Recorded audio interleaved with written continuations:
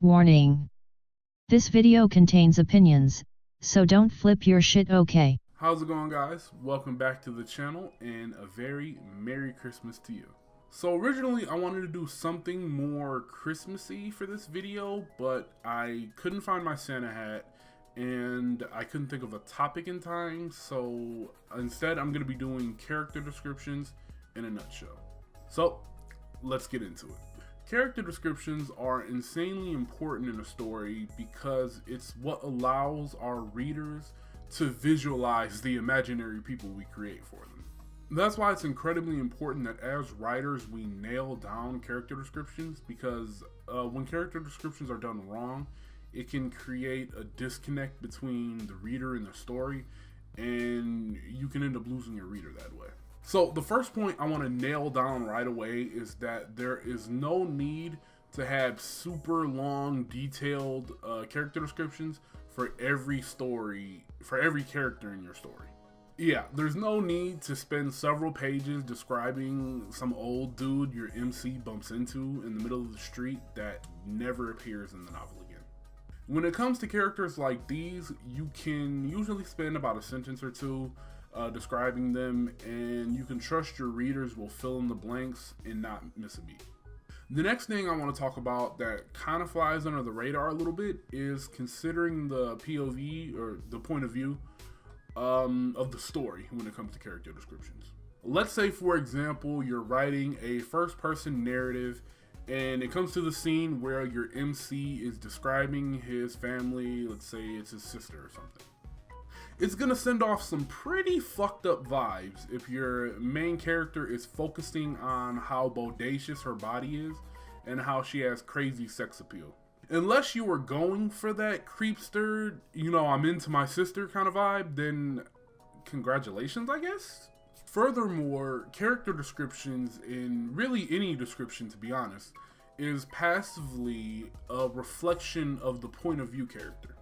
If every time your MC is meeting new characters and the first thing he finds to mention are the chesticles, then he is gonna come off probably a little pervy and just shallow, and these aren't characteristics that you typically want to associate with your MC. Now, of course, if you're writing from the perspective of like a third person, omnipotent, deity kind of thing, this is a lot less impactful.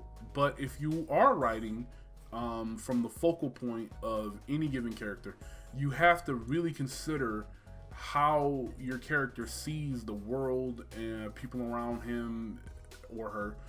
You really have to consider his perspective on things, because it's taken into account. Next thing I want to talk about is that when it comes to character descriptions, it can be hard to pinpoint exactly when enough is enough. It can be easy to fall into the trap of there can never be too much description, especially when you're describing a character that's going to be sticking around for a significant chunk of the novel. But that is bullshit, and there definitely is such a thing as having too much description. Let's say you're writing a nail-biting, suspenseful scene, and out of nowhere, some new detective character enters the room, and this is going to be, it's a pivotal character that's going to be present for the rest of the book. Naturally, the reader will probably respond with something along the lines of, "Oh shit, there's a new character. What is this character's deal? How is this going to affect the rest of the story?" Shit like that. And then let's say you spend several pages detailing this character from the feather in their cap to the fucking laces on their boots. And you may think you're painting a vivid picture of this character, you're showing them to be a complete badass, and you probably are. However, what you're also doing is sucking the reader completely out of that suspenseful moment. You went from basically boom, boom, boom action to here's this new character. Don't they look nice? Lastly, let's talk about character descriptions and when they should appear within your novel.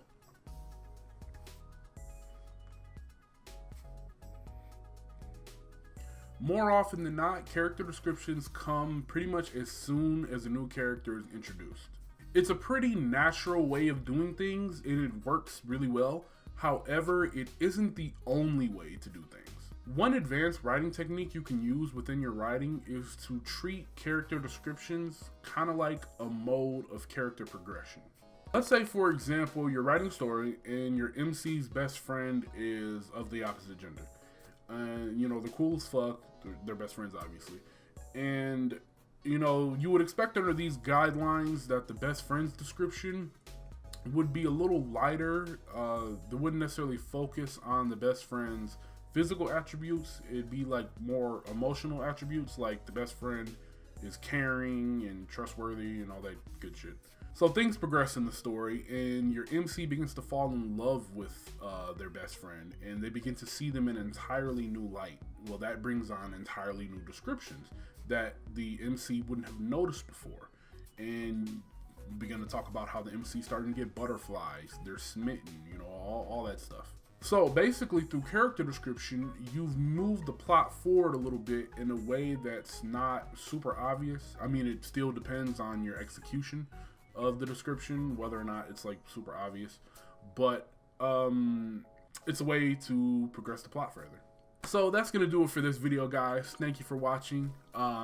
Greatly appreciate it. As always, if you liked the video, why not leave a like down below? And if you're new, consider subscribing, because I drop videos like this every Monday.